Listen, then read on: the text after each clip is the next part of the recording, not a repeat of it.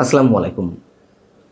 London বৈঠকের পরে BNP তো একটা স্বস্তি খুঁজে পাওয়ার চেষ্টা করছে তারা, যে ফেব্রুয়ারিতে নির্বাচন হয়েই গেল। কিন্তু তাদের এই স্বস্তিতে তো আবার বাংলাদেশের অন্যান্য অনেক রাজনৈতিক দল এবং রাজনৈতিক বিশ্লেষকরা আস্থা রাখতে পারছেন না আদৌ ফেব্রুয়ারিতে নির্বাচন হবে কিনা।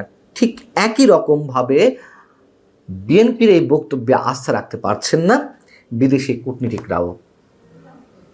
বাংলাদেশের অবস্থানরত বিভিন্ন পর্যায়ে কূটনীতিকরা বিভিন্ন রাজনৈতিক দলের সঙ্গে কথা বলে বোঝার চেষ্টা করছেন নির্বাচনকে কেন্দ্র করে বাংলাদেশে আগামী দিনে কী ঘটতে যাচ্ছে। নিশ্চয় তাদেরও স্বার্থ সংশ্লিষ্ট অনেক বিষয় এর সঙ্গে জড়িয়ে রয়েছে, বিদেশি বিনিয়োগ থেকে শুরু করে পারস্পরিক যে সম্পর্ক, আন্তর্জাতিক রাজনীতি, আঞ্চলিক রাজনীতি, অনেক বিষয়।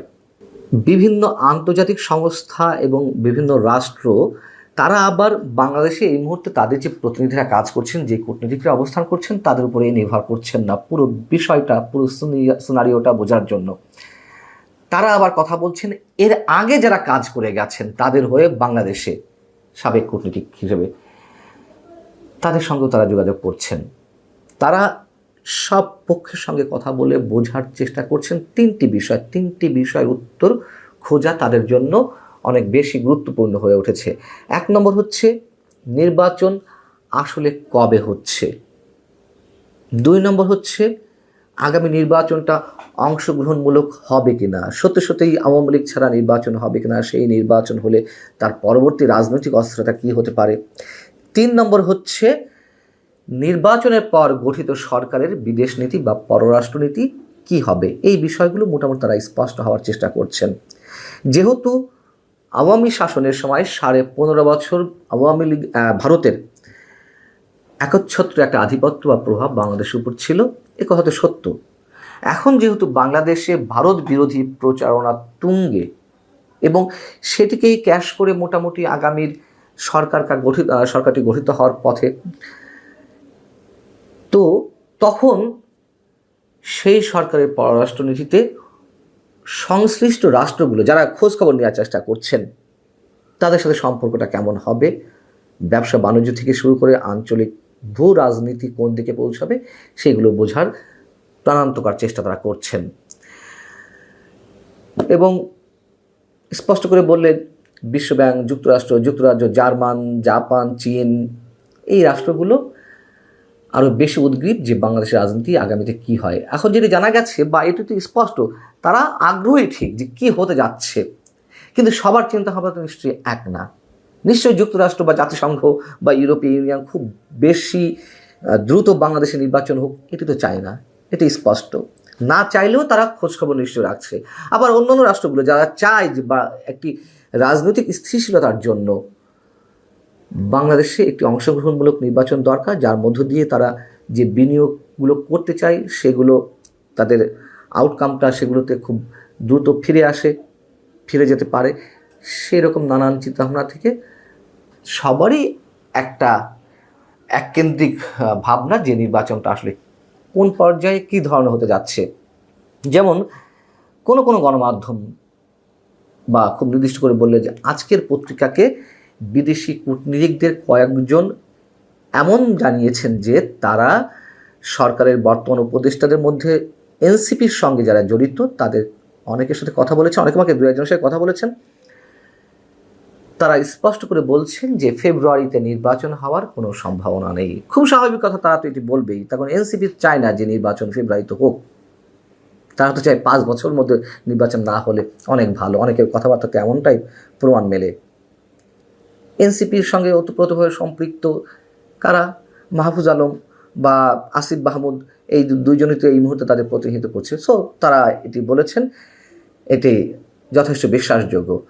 আবার কূটনীতিকদের কেউ আবার অন্যান্য উপদেষ্টাদের সাথেও কথা বলেছেন, যাদের মধ্যে একাধিক নারী উপদেষ্টা রয়েছেন।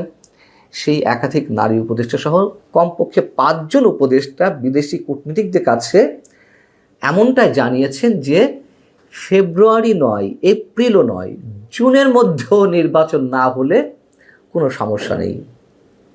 সরকার 5 বছর থাক, ডক্টর ইউনূস 5 বছর ক্ষমতায় থাক, এটি তো সরকারের অনেক উপদেষ্টাই চান তারা তাদের ক্ষমতায় দীর্ঘস্থায়ী করতে ডক্টর মোহাম্মদ ইউনূসকে কেন্দ্র করে খুব স্বাভাবিক।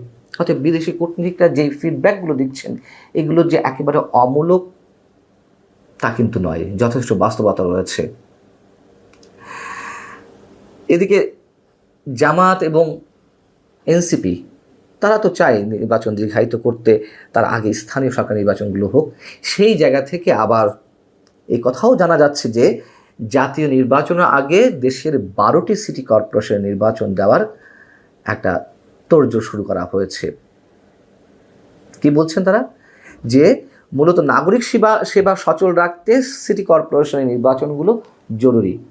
তো নাগরিক সেবা সচল করতে কি শুধুমাত্র 12টি সিটি কর্পোরেশন নির্বাচনই জরুরি? উপজেলা পর্যায়ে নির্বাচন, ইউনিয়ন পরিষদ পর্যায়ে নির্বাচন, আস্তে আস্তে তারা তো সেই সুর তুলবে। এবং তারা যে সিটি কর্পোরেশন নির্বাচন নিয়ে খুব বেশি গুরুত্ব দিয়ে সেই পথে যাচ্ছে তার একটা দৃষ্টান্ত তো আমাদের সামনে এরই মধ্যে উপস্থিত হয়েছে। আসিফ মাহমুদ সজীব ভুঁইয়া স্পষ্ট করে বলেছেন ঢাকার দক্ষিণ সিটি কর্পোরেশন মেয়র পদকে কেন্দ্র করে বিএনপির ইশরাক হোসেন যে আন্দোলনটি তৈরি করলেন তাতে করে সরকারের জন্য বিষয়টি বিব্রত করা হলো। এবং ঢাকা দক্ষিণ সিটি কর্পোরেশনের নগর ভবন ইশরাক হোসেনের দখলে ছিল, নাগরিক সেবা দেওয়া যাচ্ছিল না, সেই জায়গা থেকে স্পষ্ট করে জানিয়ে দেওয়া হলো প্রয়োজনে ঢাকার 2 সিটি কর্পোরেশন নির্বাচন খুব দ্রুত করা হবে এবং এটি করার পথে তারা হাঁটছে, এটুকু মোটামুটি স্পষ্ট। সেই জায়গা থেকে বিদেশি কূটনীতিকরা যেই কথাগুলো বলার চেষ্টা করেছেন গণমাধ্যমকে যে আগামী জুনের মধ্যেও নির্বাচন নাও হতে পারে, না হওয়ার সম্ভাবনা বেশি। বারবার বলে আসছি বিএনপি কিসের বিনিময়ে এরকম একটি মেবি কুডবির জায়গা থেকে হতে পারে, হওয়ার সম্ভাবনা থাকতে পারে, যাবতীয় প্রস্তুতি সম্পন্ন হলো, সেই জায়গা থেকে খুব বিশ্বাসের জায়গায় স্থাপন করলেন ডক্টর ইউনূসের উপরে।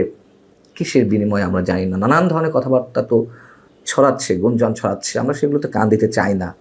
তবে বিষয়টি অবশ্যই রহস্যজনক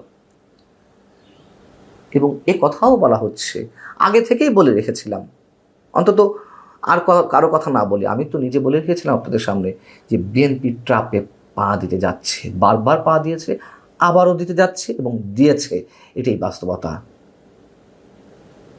কিন্তু তারপরেও এটুকু বলি, সবসময় যেটি বলি, ডক্টর মোহাম্মদ ইউনূস যেই এজেন্ডা নিয়ে এগোচ্ছেন সেই এজেন্ডা বাস্তবায়নের পথে তিনি অনেক দূর হয়তো হাঁটবেন, কিন্তু সম্পূর্ণটা তিনি নিজের মতো করে বাস্তবায়ন করতে পারবেন কিনা, অথবা তার আগে তার নিজের ভাগ্যে কি পরিণতি ঘটে সেটা নিয়েও তো নানান ধরনের প্রশ্ন রয়েছে।